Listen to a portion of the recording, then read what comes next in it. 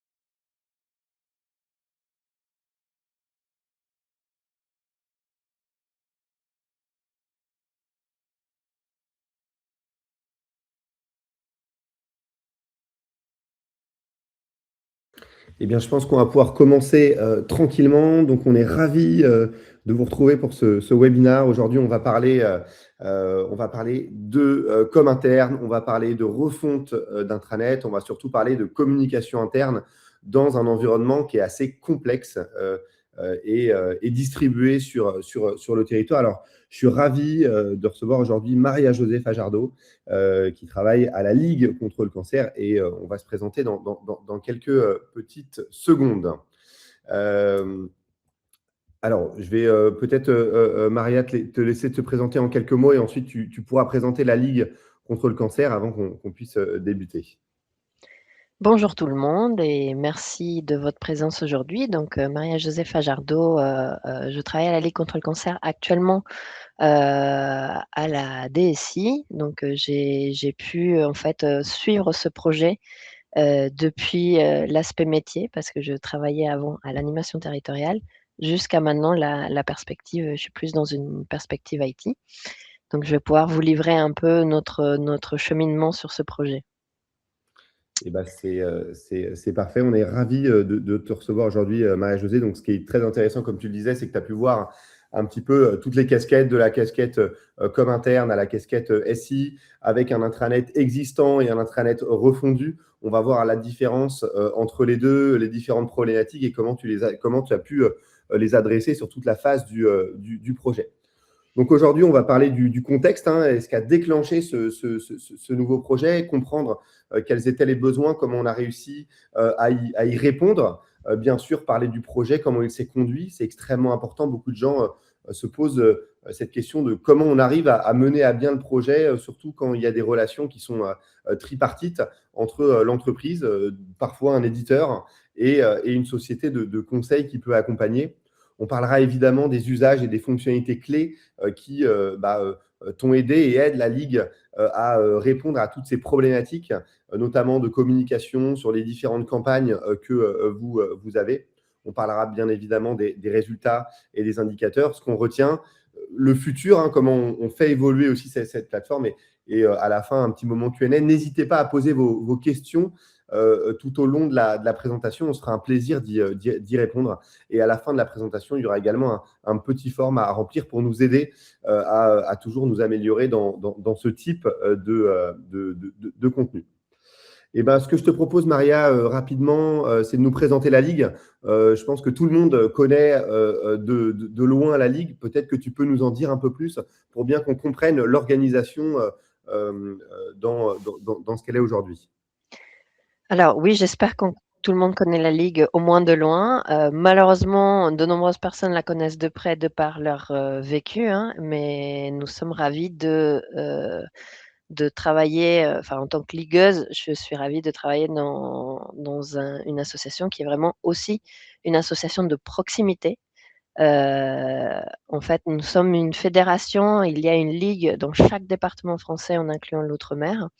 Et donc, ce qui fait notre richesse, fait notre difficulté aussi en termes de com interne, parce que être ligueur, ça peut être au siège de la fédération comme moi, ça peut être au siège d'un comité départemental sur le territoire, mais ça peut être aussi d'être un bénévole qui va au chevet des personnes malades dans un hôpital, qui fait des interventions en milieu scolaire. Voilà, c'est vraiment notre engagement est vraiment sur tous les fronts par rapport à la lutte contre le cancer, ce qui veut dire que nous sommes vraiment très pluridisciplinaires en termes de profil. Et, et du coup, bah, la grosse question, c'est comment on arrive à rassembler tout le monde autour de notre intranet.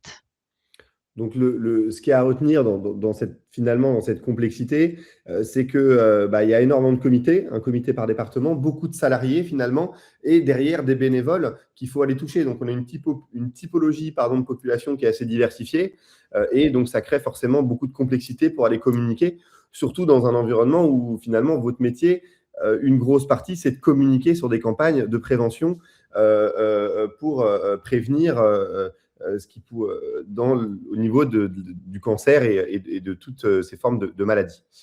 Je vais présenter très rapidement Jean pour ceux qui ne connaissent pas. Donc, je suis ravi. Donc, Florian Bourron, moi, je suis le CEO de Jean. Donc, Jean, on a une mission, c'est améliorer l'expérience collaborateur. Donc, sur toutes ses formes, sur la communication, la collaboration et le partage de la connaissance. Il y a un constat, c'est que finalement, dans les organisations, il y a énormément de connaissances, énormément de savoir qui est malheureusement parfois assez implicite. Et qui est finalement dans la tête des gens. Il y a énormément d'applications. C'est finalement très compliqué de pouvoir retrouver la connaissance, avoir la bonne communication, se sentir proche de son organisation. Nous, notre objectif dans un environnement qui est connu, qui est l'environnement de Microsoft, c'est d'améliorer cette expérience autour de nos 3 piliers, faire en sorte que la communication soit fluide et touche les bonnes personnes au bon moment, faire en sorte que la collaboration soit également simple, qu'on puisse retrouver les bonnes personnes avec les bonnes compétences en interne et qu'on puisse collaborer facilement, et que la connaissance soit à disposition de tout le monde, qu'on puisse la rechercher ou la mettre à disposition, la rendre explicite dans l'environnement de travail. On le fait à travers une extension de SharePoint, mais on le fait aussi à travers d'autres produits, comme des produits qui vont venir traduire les pages SharePoint, des outils de newsletter et de communication pour faire des campagnes, une application mobile en marque blanche qui va permettre de toucher les personnes, même les personnes qui n'ont pas de licence Microsoft. Donc, on en parlera également avec Maria-Josée, notamment les personnes qui sont bénévoles, qui n'ont pas forcément de licence, c'est une possibilité.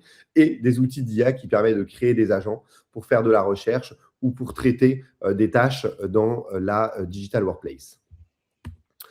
Donc nous, on est une société française basée à Paris et également au Canada avec des bureaux à Montréal. On a à peu près 300 clients, 1 million d'utilisateurs, une cinquantaine de collaborateurs et évidemment un partenariat historique avec Microsoft pour développer dans leur écosystème et apporter des solutions pertinentes.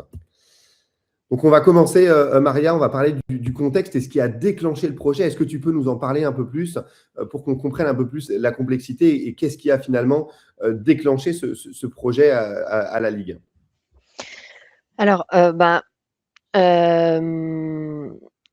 fait, tout simplement, malheureusement, notre intranet qui était sorti en 2017, déjà en 2019, on constatait que ça ne fonctionnait pas à la hauteur de nos attentes en termes d'adhésion. La consultation n'était pas au rendez-vous et nous avions sans cesse nos comités départementaux qui nous disaient qu'ils avaient du mal à trouver la bonne information, à trouver les bons interlocuteurs.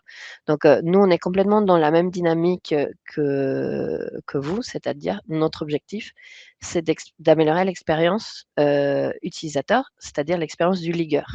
Et qu'est-ce qu'un ligueur? Comme je le disais, un ligueur, c'est à la fois un salarié, mais c'est aussi un bénévole. On a des profils très différents partout sur le territoire qui n'ont pas tous la même maturité numérique, la même connaissance numérique. Et donc, on devait travailler sur une refonte. Alors, en plus, au moment où on a enfin enclenché la refonte, notre solution du coup d'intranet et même de Mosaïque de l'époque était déjà techniquement obsolète. Donc ça devenait vraiment nécessaire. Et en fait, ce qu'on a décidé de faire, c'est alors je me permets d'aller à la slide suivante.